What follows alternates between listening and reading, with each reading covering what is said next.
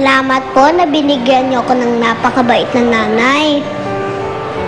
Sana po, huwag po siya mapagod sa akin. Kahit minsan, pasaway po ako.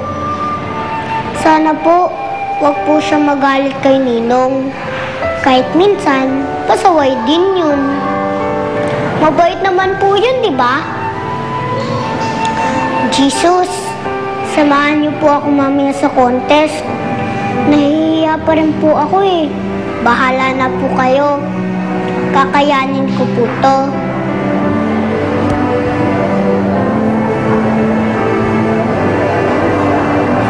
Tapos ka na? Opo. Sige, hindi ka na.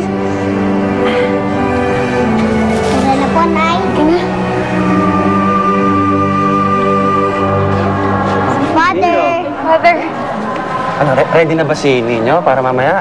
konting practice na lang po. Kakayanin ko na po to.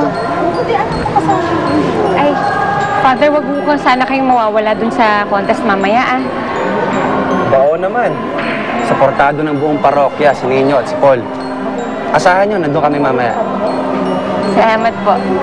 Sige ho, mauna na ako. Pasok ko po ako sa trabaho eh. Mag-iingat kayo. Sige ho. Ano? Handang-handa na ang lahat para sa contest, pero may isang judge na hindi makakarating. Si Congressman. Kaya yun, naghahagilap sila pwedeng maging judge. Oo, bakit hindi lang si Gwyneth? Ang sabi ng kapatid ko, nasa kabilang baryo, nagpipictorial. Di ba dating sikat na singer yun? Dati. Pero hindi na ngayon. Nabuntis kasi. Eh, sweet image niya noon. Uy, hindi totoo yan. Ang hindi totoo, ang nabuntis o ang sweet image niya. Oh. Ah. Di ba? Uy, ano ba yung ginagawa mo? Baka mali-mali na naman yan. Tignan mo yung mangga, oh.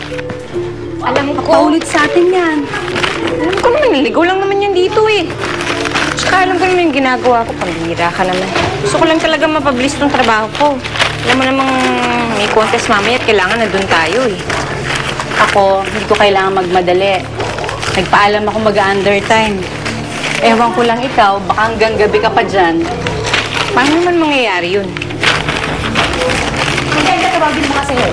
Yes, madam. Helen.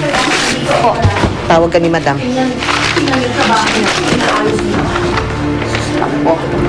O ikaw, Helen, ha?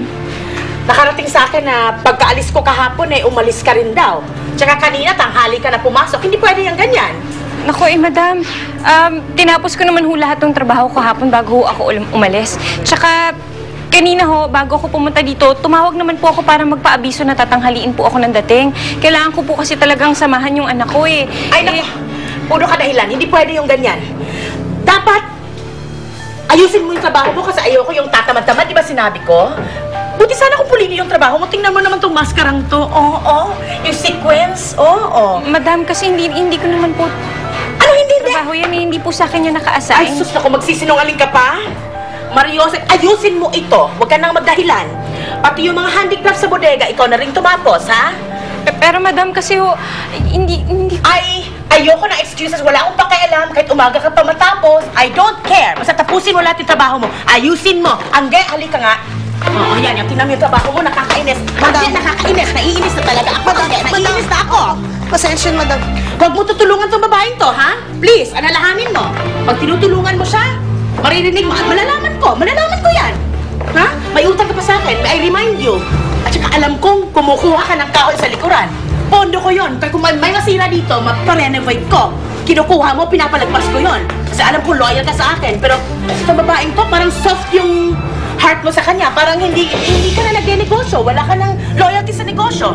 Ayusin mo yan. Ayusin mo lahat doon, okay? Ha, Helen? Opo, magtrabaho ka na. Opo, madam. Doon ka na.